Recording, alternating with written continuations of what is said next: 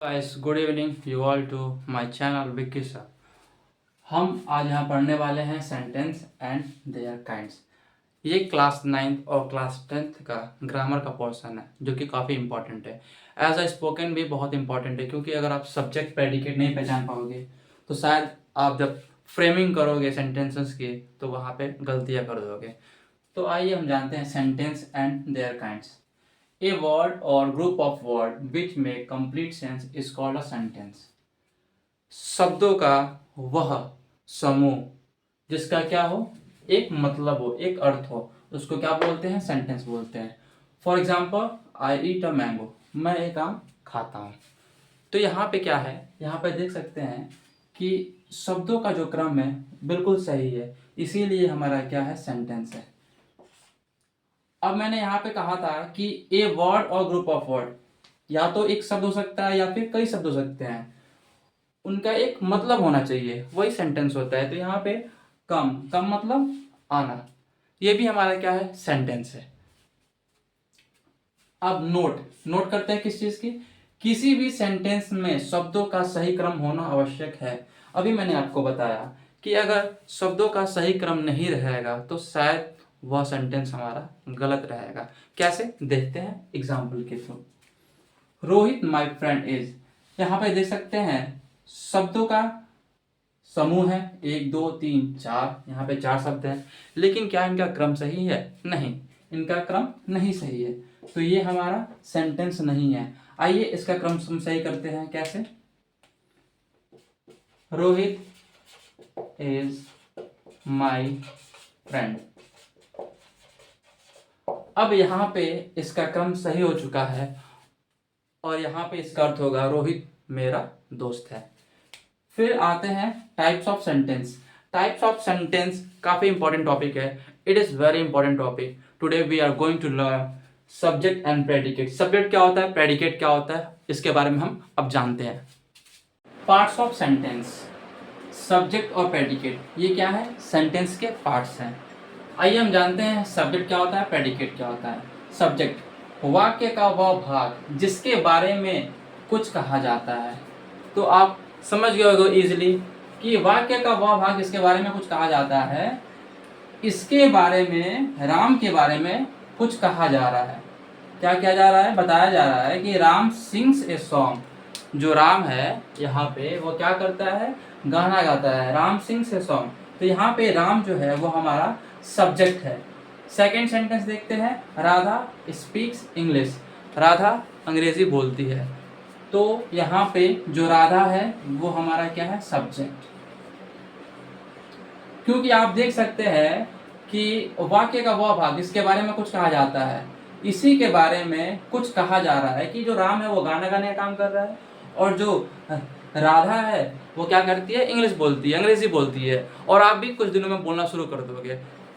Next, predicate. Predicate क्या होता है, आप लोग को हिंदी पता होगा, विधेय। मैं ज़्यादा हिंदी पे ध्यान नहीं दूंगा, मैं कोशिश करूंगा ज़्यादातर जितनी भी चीज़ें हो इंग्लिश टू इंग्लिश समझ में आए तो और बेटर रहेगा। It's better to learn English to English because while speaking Hindi is not too good. Okay?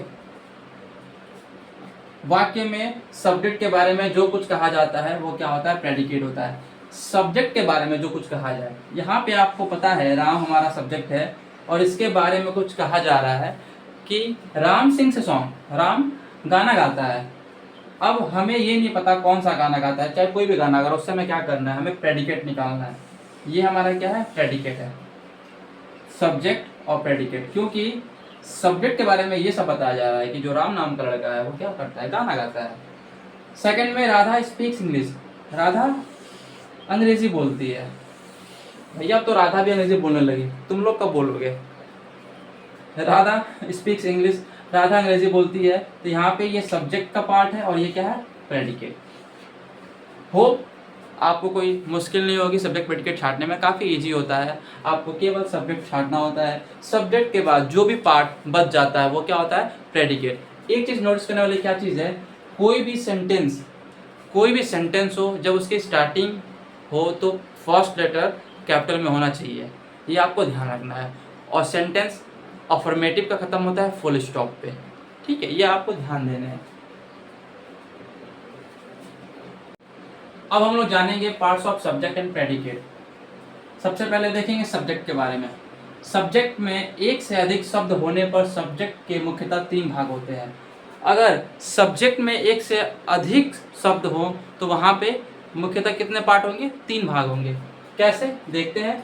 Determiners, qualifier, main word या हेड वर्ड, यही 3 हो सकते हैं। आइए इनके एग्जांपल्स पे देखते हैं। My father called me, my father called me, मेरे पापा ने मुझे बुलाया, मेरे पापा ने मुझे बुलाया। अब यहाँ पे देख सकते हैं माई फादर हमारा क्या है? सब्जेक्ट है, और प्रेडिकेट क्या है? Called me.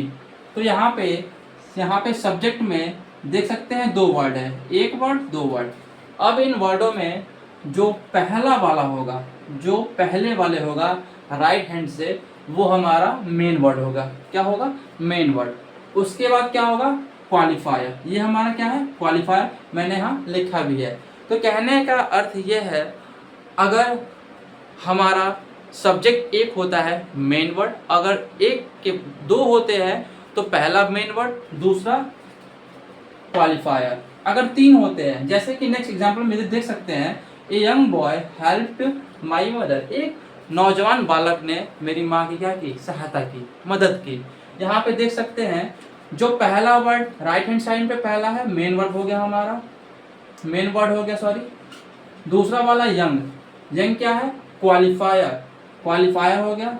तीसरा डिटरमिनर। कहने का मतलब अगर हमारे सब्जेक्ट में एक से ज़्यादा पार्ट है तो जो राइट हैंड साइड से फर्स्ट होगा वो क्या होगा? हमारा main word, second qualifier, third determiner. एक चीज़ और जानते हैं कि इट एंड देयर का प्रयोग सब्जेक्ट की तरह किया जाता है। ये भी क्या है? सब्जेक्ट है, इनका भी प्रयोग सब्जेक्ट की तरह किया जाता है। इट और देयर वहाँ पे हम यूज़ करते हैं जहाँ पे हमें सब्जेक्ट का पता नहीं रहता है, इनको बोलते हैं इंट्रोडक्टरी। अब आते हैं, देखते हैं इट इज़ विंटर, इट हमारा क्या है? सब्जेक्ट है। There was a snake, there क्या है? हमारा सब्जेक्ट है। अब हम जानेंगे प्रेडिकेट के बारे में, प्रेडिकेट के पार्ट्स के बारे में। अब हम जानते हैं प्रेडिकेट के बारे में। यहाँ पे देख सकते हैं जब प्रेडिकेट में एक शब्द हो तो, अगर प्रेडिकेट में एक शब्द होगा तो वो सामान्यतः क्या होता है? वह वर्ब होता है। सामान्यतः प्रेडिकेट में अगर एक शब्द हो तो वो क्या होता है? वो वर्ब होता है। कैसे? एग्जांपल दे सकते हैं। सी रीड्स, ये एक कंप्लीट सेंटेंस है क्योंकि इसका एक मतलब है वह पढ़ती है।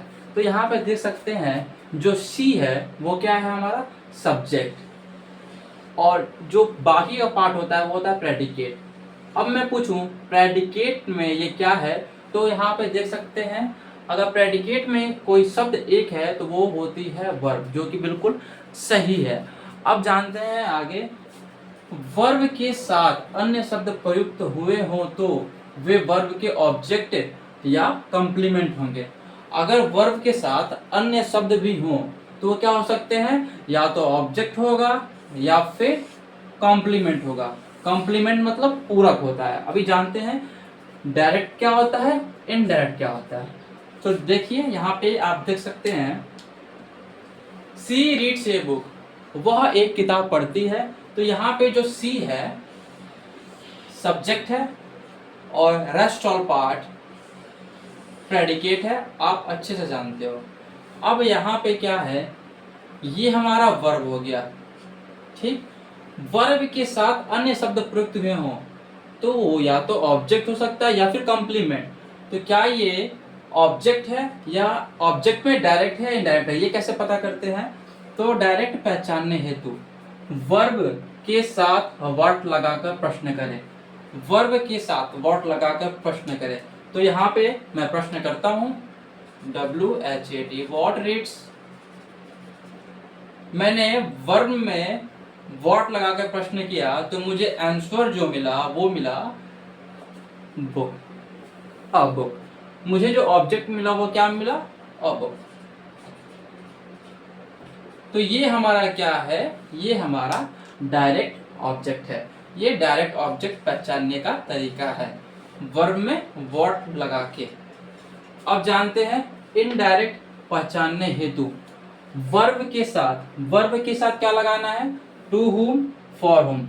इसको लगाने पर, प्रश्न करने पर जो हमें उत्तर प्राप्त होगा वो हमारा क्या होता है, इनडायरेक्ट ऑब्जेक्ट होता है। कैसे, यहाँ पे देखते हैं। ये हमारा एक सेंटेंस है, ही गिव मी अ गिफ्ट, उसने मुझे एक गिफ्ट दिया। अब यहाँ पे ये हो गया सब्जेक्ट, ये सारे पार्ट हो गए प्रेडिकेट के। मैं इसको यहाँ लिख लेता हूँ प्रेडिकेट के पार्ट को, ताकि यहाँ पे आपको अच्छे से विजिबल हो। गिव मी अ गिफ्ट,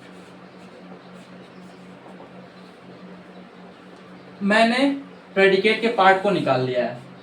अब प्रेडिकेट में हमें पहचानना है, इसमें एक तो डायरेक्ट और एक इनडायरेक्ट। तो पहले हम लगाते हैं व्हाट लगाते हैं। व्हाट लगाने पे क्या मिलता है हमको, डायरेक्ट ऑब्जेक्ट मिलता है। तो व्हाट गिव, दूसरा टू whom,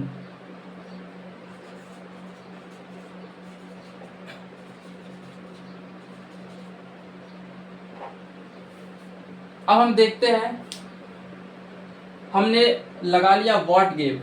पहले देखते हैं क्या दिया, ए गिफ्ट। ए गिफ्ट हमारा क्या है, ए गिफ्ट हमारा है डायरेक्ट ऑब्जेक्ट, डी बी लिख देता हूं, direct object, sorry D O, direct object. अब गिव टू whom, किसको दिया, किसको दिया, ये जो गिफ्ट है ये किसको दिया, तो आपको जवाब मिलेगा मी, मुझे दिया। किसे दिया, मुझे दिया। गिफ्ट क्या था हमारा, डायरेक्ट ऑब्जेक्ट था, और फिर हमने वर्ब में टू whom लगा के प्रश्न किया, तो जवाब मिला गिव टू whom, किसको दिया, मुझे दिया। तो मी क्या हो गया आपका, डायरेक्ट सॉरी इनडायरेक्ट ऑब्जेक्ट। क्या हो गया, इनडायरेक्ट ऑब्जेक्ट। तो ऐसे करके हम क्या कर सकते हैं, डायरेक्ट ऑब्जेक्ट पता कर सकते हैं, इनडायरेक्ट पता कर सकते हैं। तो होप, मुझे ऐसा लगता है कि आप सेंटेंस के काइंड्स और प्रेडिकेट, सब्जेक्ट आपको सारा समझ में आ गया होगा। मिलते हैं अपने नेक्स्ट वीडियो में, तब तक के लिए जय हिंद, जय भारत।